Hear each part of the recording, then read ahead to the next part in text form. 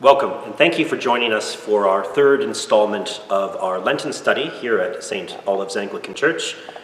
We began this study 3 weeks ago, and we had our first 2 sessions here in the church building. We're having our third session over the internet on YouTube due to the restrictions placed on gathering in public spaces. We're delighted you are joining us. The topic of our Lenten study this year is the Beauty of Holiness, and we have been examining over the last 2 weeks some of the history and practices and structure of Anglican worship, and we are continuing with this third installment, and today we're going to be talking about vestments and clerical wear, and we hope to have some fun with this session. We're going to be trying on some items of clothing for you and showing you some of the different types of clothing that we wear in Anglican worship, and we're delighted that you could join us. So sit back and enjoy. The first thing we're going to discuss with you today are clerical collars, clergy collars. And clergy collars, you have probably noticed, come in several different shapes and sizes, and we'll get to that in a few moments. But let's go back in time a little bit and picture in our minds what the typical man might have worn around his neck, let's say in the 18th century. And this, of course, evolved over the centuries, and you can go back even further to see some of the changes that happened throughout time. But let's think of the 18th century and picture those men we see in movies, and they often will have either a white or a black collar, and it might be made, this is not really one of them, this is just a piece of fabric here that I'm using to demonstrate, but it might be something like this, a long piece of white or black fabric that would then be tied around the neck in various different forms, sometimes completely around in a couple of loops. It might even have a bit of a frill at the front, and you can sort of picture those types of collars from that era. And as we move into the 19th century, we see a development in collars which is moving towards the detachable starched linen collars, which you can probably also picture in your mind. And if you Google detachable men's collars, you'll see that there was all sorts of sizes and shapes and designs, and often they would have their own names. The companies would name the style of the collar with a different name. And those collars are, in many ways, the forerunners of the clergy collar as it is worn today, at least the type of collar that I'm wearing in this video. And I'll just take this off and show you. If you've never seen a detachable collar before, it would be something like this. And so you'll see that this one is made out of plastic, but they would have been made out of linen, starched linen. And they would have, as I say, different shapes and sizes. So think about non-clergy at this point. Just think of a gentleman or a man wearing a white shirt that looked like this, a collarless shirt. It has a hole at the front here and a hole at the back. And into those 2 holes you have 2 little studs, they call them. They look like that.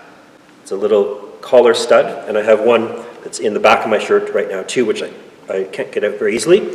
So you put the collar stud in the back of your shirt, and you put a collar stud in your detachable collar, and a regular man, a non-priest, would have a collar that would go around this way, and would be all sorts of different shapes and sizes. Then you could have your tie underneath. But Anglican clergy began to wear collars this way, and they developed in different sizes and shapes. You might see, if you look at a picture of a clergyman from, say, the early 20th century, you might see that they had very, very thick collars. Their collars might have been as much as 3 inches thick, and it was quite an intimidating looking piece of apparel. But this has sort of shrunk down over the century, and the typical Anglican cleric today will probably wear something that looks like the one I'm wearing. This one is about, I think about 1.25 inches thick. Typically, you have 2 different studs. You can see here that I have a taller one and a shorter one. And that's personal preference.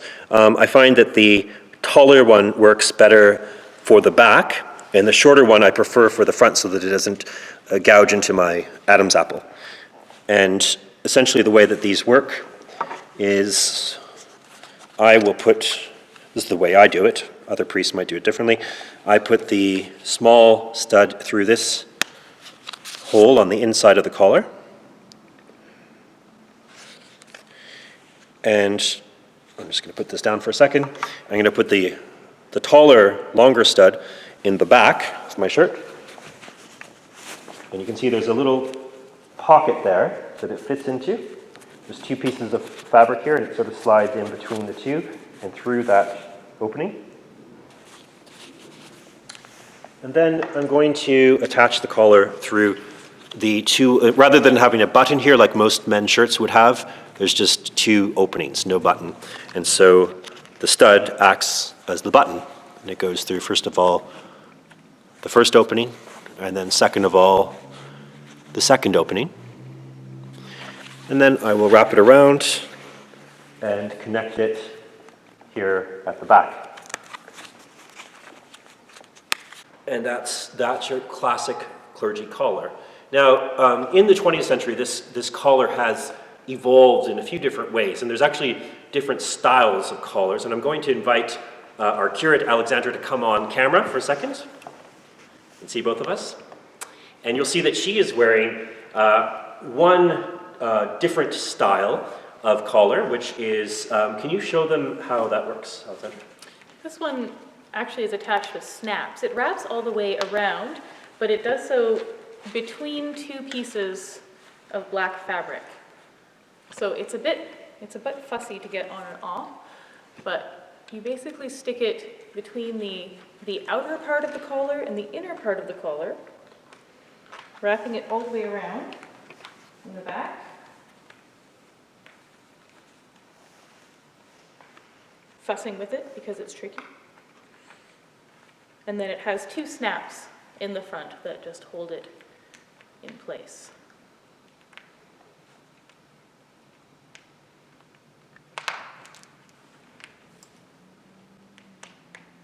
Like that. Nice. And you can see the difference. Of course, this collar creates the impression of almost as if Alexandra's wearing a cassock. You know, if you think of a priest wearing a cassock, a black cassock, and you can just see the little bit of the white showing and maybe a little bit of the white around the top, and this sort of almost recreates that look. But there was another development in the 20th century, which we also have an example of here, and this might be the most, in some ways, the most recognizable clergy shirt in the late 20th and early 21st century, which is this style, and often called a tab collar, I think. And it's just a simple little piece of white plastic, and it's not quite. It looks like it might be just a regular men's shirt with a button-up collar. It's actually not. It's designed a little bit differently. If you were to take a regular men's dress shirt and try to do this, it wouldn't look right, because usually the collars on men's dress shirts are a little more wider at the ends here, and it looks weird. So it's actually specially designed for clergy, and it's just the right size to fit this piece of white plastic in.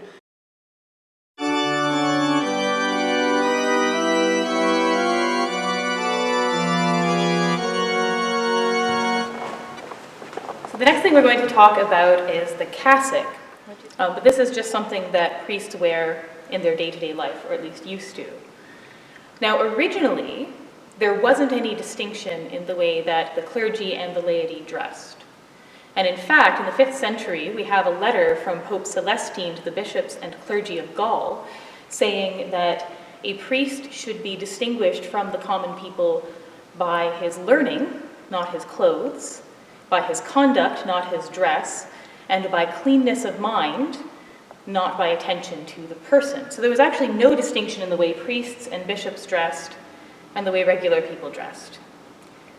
The first time we start getting indications of a difference in clerical dress is in the 6th century, when the laity started to prefer shorter tunics, and the bishops started telling the clergy that they needed to keep wearing long tunics. Now, part of this was that because bare legs were just considered unseemly in a priest, especially when serving at the altar. But eventually, we start getting references to this as specifically ecclesiastical wear. So specifically, the sort of uniform of a priest, if you will, is this ankle or foot-length tunic, and also a long closed cape called a pennula. And priests eventually were required to wear both of these things. A little bit later, we get references to priests being required to wear cassocks, which are really just a type of coat that was worn over top of other garments. At various points in time, there were restrictions placed on priests wearing fancy clothes, anything made out of rich fabrics or that involved adornment. Dark colors were required to just sort of indicate that kind of simplicity. And so this is where the cassock came from. It became a distinctive mark of the clergy eventually, and different types of cassocks evolved. The type that the rector here is wearing is actually the Jesuit style of cassock, which fastens with a single button near the top. And he's also wearing a sash called a fascia, which only priests, bishops, and deacons are actually supposed to wear with their cassocks. And the cassock I'm wearing is the Roman-style cassock, which has the buttons in the front like this. Now, often there are 33 buttons on the front of the cassock. If you count mine, you'll see that there are only 20. Some people cheat, and I did simply because I didn't trust the machine I was using to survive 33 buttonholes. But my other cassock has 33 buttons. There's one more feature of cassocks that you may have seen, particularly with the Roman-style cassock, and that's this little cape called a Pellegrina. And priests began wearing these with their cassocks in 1850, when Pope Pius IX basically returned the Roman hierarchy to England. And these became actually a distinctive feature of Roman Catholic priests in England, Wales, Scotland, Ireland, Australia, and New Zealand. So that's this little thing. The next thing we're going to talk about is choir dress. And this is the items of clothing that you will have noticed clergy wearing, typically here at St. Olave's anyway, when we do morning and evening prayer. When we're doing services that are not Eucharistic or not based on communion, this is the typical set of clothing that you will see an Anglican priest wear. We're going to have Alexandra step on camera. She is wearing what is called a surplice, and this is a rather old a garment which is similar to an alb, which we will be talking about in a few moments. The alb is the other white garment you will often see priests wear. The surplice, though, was designed to be a much looser fitting garment. And if, Alexandra, if you don't mind holding up your arms, you'll just see how much extra fabric there is built into this. And you can get surplices that are, in fact, even more ample and even longer sleeves. And they're meant to be that way. The name actually, the original Latin name, derives from a word that meant to put over fur. And so it was meant to be worn over thick clothing. So you can imagine a priest in some cold cathedral somewhere in England in the middle of winter having lots of thick clothing on and then putting on top of that this white garment that was intended to be very loose-fitting. And we see, once again, as I said, we see this worn often for morning and evening prayer. And also, you will see it in many Anglican churches if a priest is not celebrating the Eucharist, but perhaps is just assisting during a service, maybe he's preaching. You will see the priest wear this garment with a colored stole. If it's a Eucharist, if it's morning or evening prayer, the priest will put on a couple of other garments. And you'll notice that she's wearing a long black scarf, or tippet, T-I-P-P-E-T. And also, if you don't mind turning around, you'll see that she's also wearing her academic hood. And this is a hood that is from Wycliffe College. This is the Master of Divinity hood that you get when you graduate at Wycliffe. You can turn back around. And these two items actually evolved from, so the tippet and the hood actually evolved from one item, which was a hood that covered the head and also had a bit of a cape-like structure to it that covered the shoulders and came down a little ways down the chest. And over time, that developed into these two separate items, one being this long black scarf and one being the detachable hood. And of course, as I said, it's an academic hood. It's very similar to other academic hoods that people receive for other degrees. This just so happens to be the Master of Divinity degree.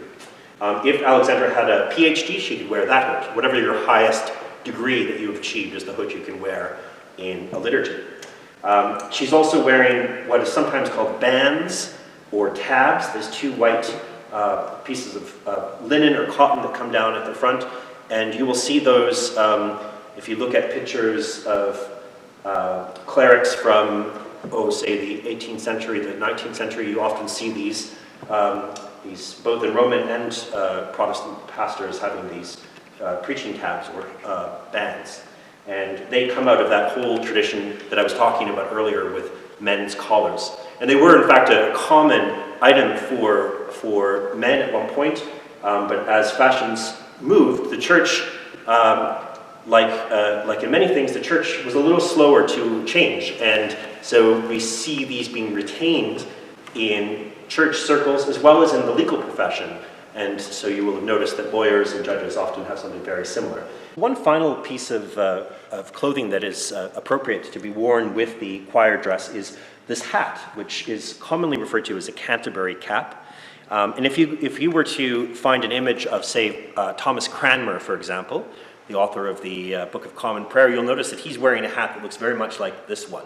And so it comes out of that era, sort of the Middle Ages, and Alexandra is sporting this today. And it's become a distinctively Anglican hat. The Roman Catholics have a hat which is sort of similar, often referred to as a Biretta, and we'll be talking about that shortly.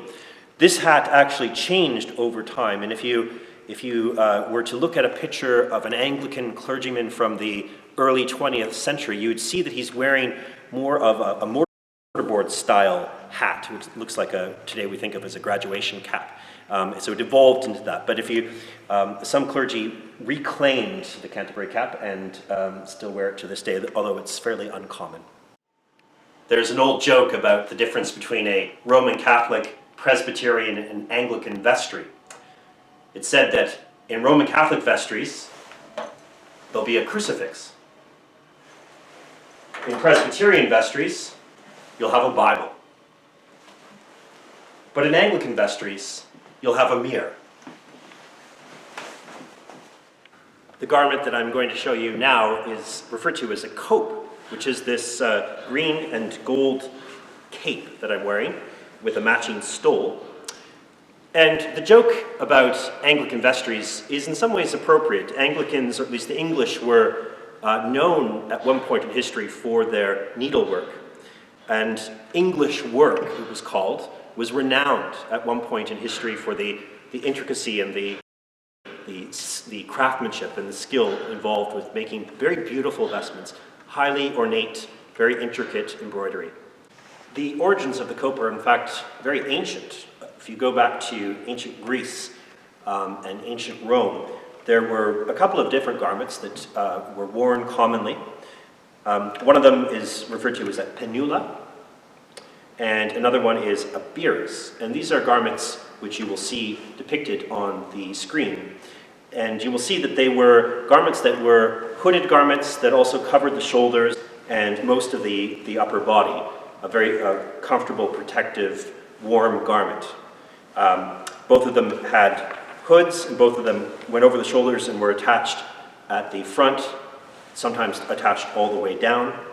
And you can see it would have been quite a comfortable and protective garment to wear. These, over time, were adopted by, although originally worn by lower classes, they eventually made their way into the church, and Christians would wear them, clerics would wear them, and over time they became more and more ornate and evolved in their shape, eventually ending up in something similar to what I'm wearing and what Alexandra is wearing.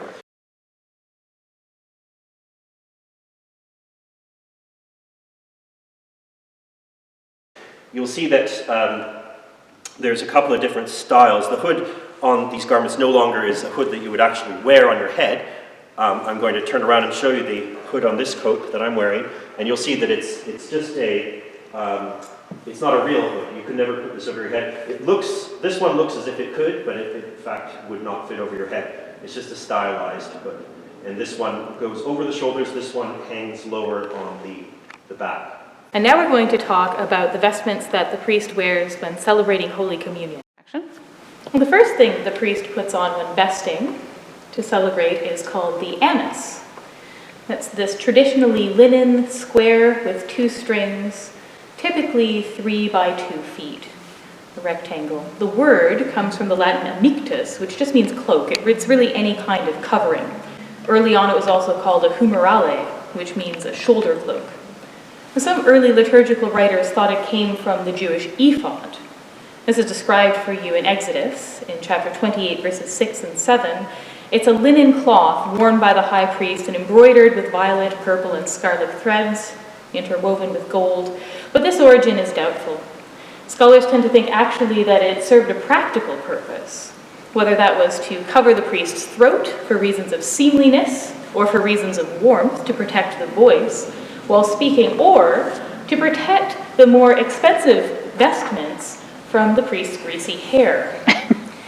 And so this is why the amice is put on the way it is. Typically it is put over the head, kind of like a bonnet, and then tied across the front. You can see how it covers the throat, around the back, and then tied again in the front. And this is put on first, before the next vestments are put on, and for the purposes of protecting the other vestments, it would be left over top of the priest's head until all the other vestments are on, then pulled back down into something more of a collar. And also we have records that priests would pull it back up over their head in order to take off the silk vestments.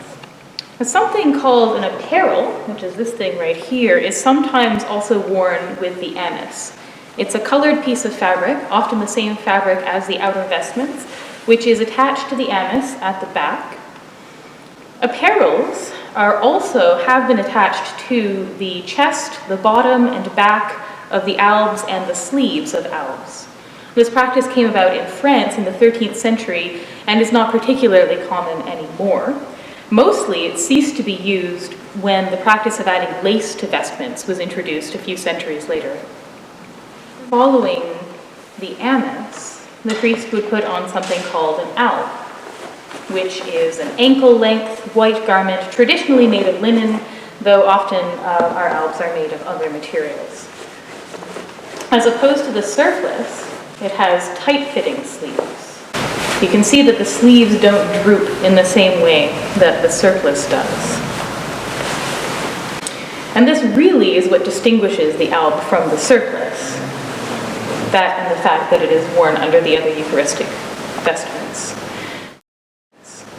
Now, over the years, the alb has gone by many names, most of which either indicate its material or the fact that it reaches to the ankle or the top of the foot. One of its names, though, and the one that stuck, refers to its color, that it's white. Albus simply means white in Latin. Well, this word, referring to a long white garment, was first applied to something the newly baptized wore from the day of their baptism until 1 week later. So often this would be at the Easter Vigil, and they would wear it until the following Sunday. And symbolically, this garment with this white color symbolizes the washing away of sins in baptism. Now, some of you may be familiar with the term Whit Sunday for the Sunday after Pentecost, otherwise called Trinity Sunday. One theory about this name is that it comes from the practice of the newly baptized wearing these white garments, and they would be wearing them on the Sunday following Pentecost. So the likely origin of the alb are actually these long tunics that the priests wore that we talked about before. Now, the fact that these long tunics were also what people typically wore makes it difficult to say for sure when this long white linen tunic ceased to be just a regular piece of clothing that the priest wore under the other vestments and became something considered one of the vestments in its own right. What we can say for sure is that it was considered this by the 7th century. Up until the 12th century, albs were worn by all clerics when performing all functions, including taking communion to the sick and assisting at synods. But in the 12th century, we actually see the alb split off from the surplice. What was originally just one garment, just a tunic, becomes two distinctive garments. Basically, albs become wider and more flowy, and gradually so until they develop into the surplice develops into its own distinctive garment. The cincture is really just a cord tied around the waist. Like the alb, it's been recognized as a distinct liturgical garment since the 7th century. And its purpose is simply to keep the alb and also the stole in place so that they don't interfere with the priest's movement. Early on, probably only bishops and priests wore cinctures. And according to some 11th and 12th century examples, they were at one point more than just a simple cord, though they were adorned with bands of silk and even precious metals and embroidered. And this style seems to have been in use until the late Middle Ages. Now, typically, the ends of a cincture, even though now they're more just of a plain rope, the ends tend to be adorned with a tassel, as you can see they are here. Now, early on, the prayer said by priests while putting on the cincture was to do with watchfulness, but there's also a traditional prayer, and the one that's more typically used now, which is about purity. So there's an association between the cincture and priestly chastity. And this actually recalls the use of the cincture by people in religious orders, by monks and nuns, who will often wear the cincture once they've taken their life's vows with 3 knots in it, representing their vows of poverty, chastity, and obedience. Next, the priest would put on a maniple. This term comes from a Latin word for a little bundle carried in the hand. Early on, this was also called a word that means little handkerchief. And this is because it originally probably was something just like that, a fancy handkerchief carried in the left hand. Other of the early names shed light on its earliest practical purpose, namely it's referred to as a sweat rag. It seems that the maniple started out as a type of handheld handkerchief. It's worth noting, though, that even among the ancient Romans, these types of fancy handkerchiefs served a symbolic purpose. They were an identifying mark of certain types of officials, and some of these officials even used the handkerchiefs to indicate the beginning of chariot races or other games. As part of the priest's attire, we know that the maniple was in use in the 6th century, and that at that point it was carried as a cloth of this sort. By the 9th century, the maniple was used throughout Europe. And though it started out as a folded piece of cloth, it eventually became an ornamental band that is attached around the left arm. It's attached either by a string or an elastic band. Sometimes it's pinned on, and this can be kind of tricky to do oneself. Our rector is practiced at it, so he can do it, but sometimes it helps to have a deacon or the MC assist. We don't know anything about the material until the 12th century, but we know that from the 10th century on, the adornment was very important in the maniple. Maniples are typically adorned with a cross on either side. They tend to have a fringe or a tassel at the end. Sometimes they also have a cross in the center, and you may have noticed when the rector put it on that he first kissed the maniple. When they have a cross, that is what the priest would kiss when putting it on. And the maniple is only ever used at the altar, where it's worn by priests, deacons, and subdeacons. And so you may have noticed this is why the rector and I will take the maniple off before preaching the sermon and then put it back on afterwards. Next is the stole. Stoles also typically have embroidery or some adornment on either end, as well as a cross in the middle. Now, like the maniple, the stole is the same liturgical color as the rest of the outer garments, and it's often made of the same material as the chasuble. Silk is very common. Whereas the maniple is a mark of function and only ever worn at the altar, the stole is a mark of order, so this meaning religious order, deacon, priest, or bishop. Stoles are only ever worn by deacons, priests, and bishops, and they're worn in different ways by each of them. A deacon wears the stole on the left shoulder, tied or clasped on the right-hand side. Just like that.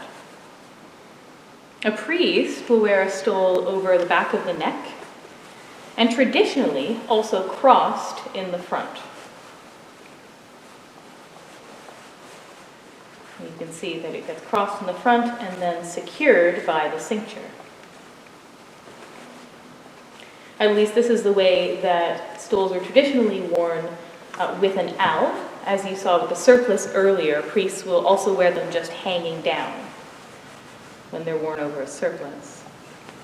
Bishops wear the stole hanging straight down and never crossed in the front, And this is because bishops also wear pectoral crosses, which would be obscured or interfered with by a crossed stole. The stoles are first mentioned in the 6th century, but they seem to be much older than that. They're mentioned as something that's been in use for a long time already, and they seem to be at least very frequent, at least from the 9th century on. Various theories exist as to where the stole came from. One is that it was a full garment that eventually disappeared except for that one band, and another is that it came from the Jewish prayer mantle. But both of these theories are generally rejected now.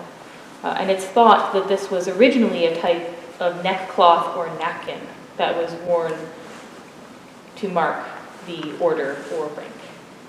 And finally, the priest puts on what's called a chasuble. You can see that the rector is wearing one here, and you can also see in the back how the apparel on the amice comes down and matches the fabric of the chasuble. The chasuble is thought to come from the type of garments worn by ancient Romans in their civil life, but that early on, the priests would have reserved their nicest and cleanest garment for use at the altar, and that this developed into a liturgical garment. We have accounts of Celtic bishops like St. Patrick early on wearing chasubles all the time, and these accounts support this theory of the origins.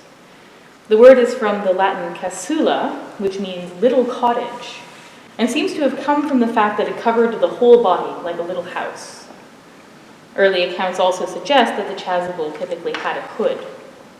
Originally, it seemed like the chasuble was basically just like a cope, but that it was completely sealed in the front. But like a cope is a very long garment, which made it very difficult for the priest to use his arms. One of the jobs of the deacon and subdeacon in this period was to assist with lifting the chasuble so that the priest could actually do things. Well, eventually, this problem was solved through changes in shape to the chasuble. These changes resulted in 2 evolutions. What we saw earlier was the Roman-style chasuble, which is very much the same shape as a long joined cope, but shorter, so that the priest's arms, or hands at least, are effectively free. And the other style is the French style, which was also common in Germany. The French style has nothing on the sides, it's completely open, but instead has a stiffened front and back piece that hangs over, and I don't know if you can really see it, but it's attached to the priest with strings. And finally, you may sometimes also see a priest wearing a hat called a Biretta. This evolved from the same hat that the Canterbury cap came from, and it's in fact part of clerical wear rather than vestment proper. A priest might wear this coming in and going out, but would take it off when serving at the altar. So you made a joke earlier about Anglican clergy having mirrors in their vestries, but the truth is that there's an important reason we wear all of these elaborate vestments. Well, absolutely. And in fact, the title of our series, The Beauty of Holiness, as many of you will know, comes from the Psalm, Psalm 96, which is also in our prayer book is one of the opening sentences for morning prayer. And often we'll use that sentence as the first thing that's said in morning prayer: "O worship the Lord in the beauty of holiness. Let the whole earth stand in awe of him."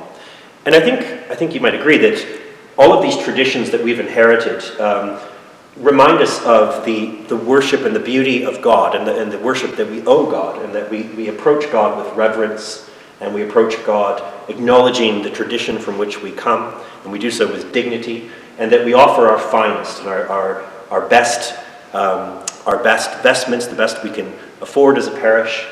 We offer those as gifts to God, that we approach God with a sense of dignity and praise.